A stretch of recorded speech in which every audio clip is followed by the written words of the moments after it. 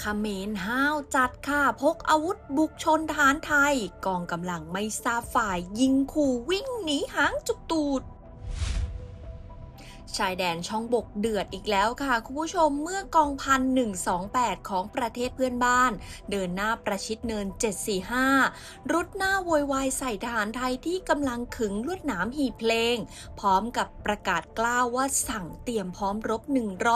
100%แต่ตัดภาพมาช่วงเช้าตรู่ของวันนี้นะคะกลับมีกลุ่มคนฝั่งตรงข้ามมาทำตัวลับๆล่อๆแอบถ่ายทหารไทยหวังจะเอาไปทำคอนเทนต์อวยตัวเองพอมาเจอสวนเปรี้ยงเดียวนะคะวิ่งหนีป่าราบกระเจิงแล้วก็ไม่รู้นะว่าไอ้ที่ส่งหนังสือประท้วงมาว่าพร้อมรบกับไทยแต่วิ่งหนีก่อนใครเนี่ยมันคืออะไรใบกาไอ้ไอ้เธออันนั้นใครเธอกันใครเธอจี้บอกพูดอะไรบอกคนไทยพูด เมื่อไหร่พูดไอ้จังไงไปเสียบ รู้เรื่องอ่ะไอ้มันยิงไปหายังยิงด้วยอ่ะนั่นเลยบักโดนไหนเนี่ยไปนักรวมกันเราจะรู้กี่จังยัดเองมองใหญ่ๆเลยโอเคanh thưa liên thang này anh đừng này đó liên anh thưa đừng đi bà anh đang tục lan luôn anh thưa lấy đi mà chú nâng nâng mà thưa ra nó dùng pin đã đồng cá dù tรงนี้เหรอ mà nhận cả một anh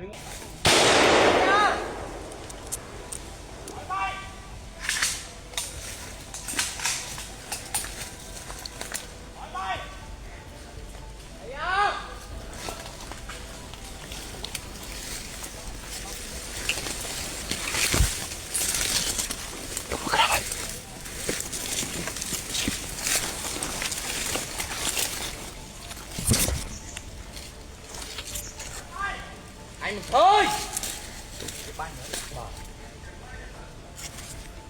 បាញ់មកក្របហើយខាងវាបាញ់โดยตอนนี้นะคะผู้ชมไทยเนี่ยกำลังตัดถนนขึ้นเนิน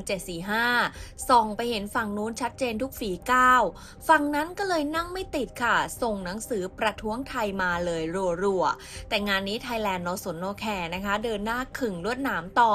แต่ก็ไม่วายมีข่าวรายงานอีกจุดนะคะว่าทหารเขมรจำนวนมากพร้อมอาวุธครบมือยกพวกเข้ามายั่วยุขัดขวางทหารไทยในขณะที่กำลังวางรั้วลวดหนามในพื้นที่ช่องบกจนทหารทั้งสองฝ่ายปะทะคารมกันอย่างดุเดือดมีทั้งกอดรัดคอดึงรั้งกันดูแล้วเนี่ยเผลอกำหมัดเลยค่ะคุณผู้ชมมาเลยเอาเลยมาคุณอยู่ของผมได้แค่เธอมาเลยอย่าเข้ามาเขาทีมาได้แค่เธอมาได้แค่เธอมาเลยมือเดี๋ยวจะเตะครับแฮน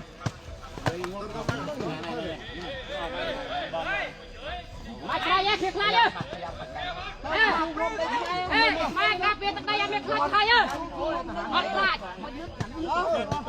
ช่วยกันหน่อยอะไรก็มาช่วยทำมาเธอกันอะไรปลาซันอะปลาซันอะคุณเขาทำในเขตของเราคุณก็อยู่เขตของคุณโกบอกปลาไปชอบให้อัดเวอร์แต่ไหน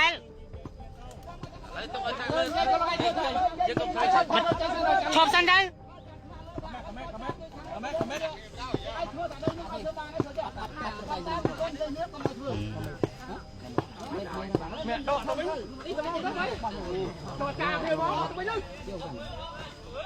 ไม่บ้าง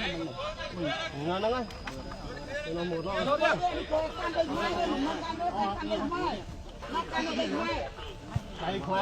ใส่กะปิ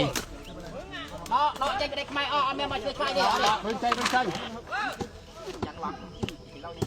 đâu sai cái mai cho mai phê khai tết mai cà phê đây mai khai yes sai cái mai cái sai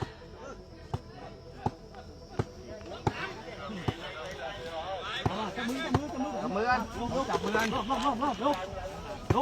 ทำทีเดียวทำเอาแล้วก็ทำไปดิเอาดิเลยจังอัดเฮ้ยอัดเบอร์ดิทำเด็ดเริ่มทำเด็ดอัดเมนเธอดิ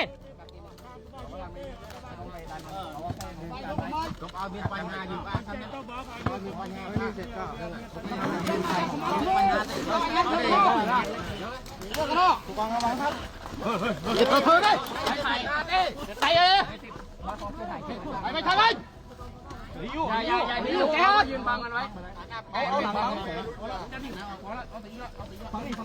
แกไม่เลยอย่าพักอย่าพักไม่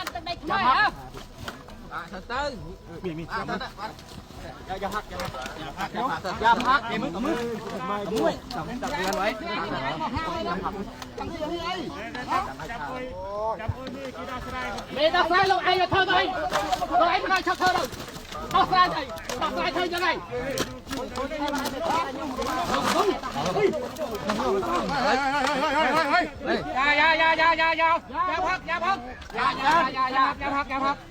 อย่าพักลูกบอลอย่าจงไอ้เธอเลยลูกบอลพวกผมไม่ได้ทำอะไรอย่าเธอเลยไอ้ลูกไอ้ข้างนอกเลยมันโยนไอ้บ้านเลยโยนเลย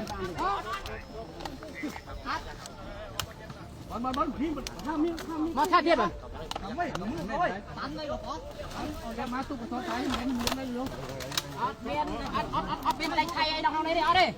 เดี๋ยวเจนเอาเดี๋ยวเจนน่าเจ้ามันน่าจะเจ้าอย่างนั้น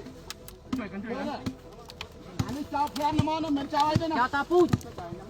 เพื่อนเนี่ยตาปูดเจ้ามัน ซึ่งเบื้องหลังพฤติกรรมแบบนี้นะคะอาจจะมาจากนโยบายเกณฑ์ทหารใหม่ที่แบบอายุก็แทบจะไม่สนอยู่แล้วนะคะระดมคนมาป่วนชายแดนหวังที่จะสร้างผลงานเป็นอินฟูทหารค่ะแล้วก็แปะ QR code ขอตังค์ขอทานเหมือนเดิมนะคะแต่ดันไปเจอของจริงที่ไม่ใช่ทหารไทยผู้ใจดีใจเย็นนะคะก็เลยได้เห็นภาพวิ่งกระเจิงอย่างที่เห็นค่ะวิ่งไปก็ต้องเก็บเสียงไปนะคะเพราะว่ากลัวโดนจับตัวได้ตอนนี้ค่ะทหารไทยยังคงตรึงกำลังเข้ม24 ชั่วโมงชายแดนยังปลอดภัยหายห่วงค่ะคนไทยถ้าคุณไม่อยากตกข่าวถ้าคุณอยากเห็นมุมที่สื่อกระแสหลักไม่พูดถึงและถ้าคุณชอบข่าวที่รวดเร็วและตรงประเด็นแบบไม่ต้องอ้อมค้อมอย่าลืมกด subscribe และกดกระดิ่งแจ้งเตือนให้กับช่อง Peak Time และ Peak N ของเราด้วยนะคะ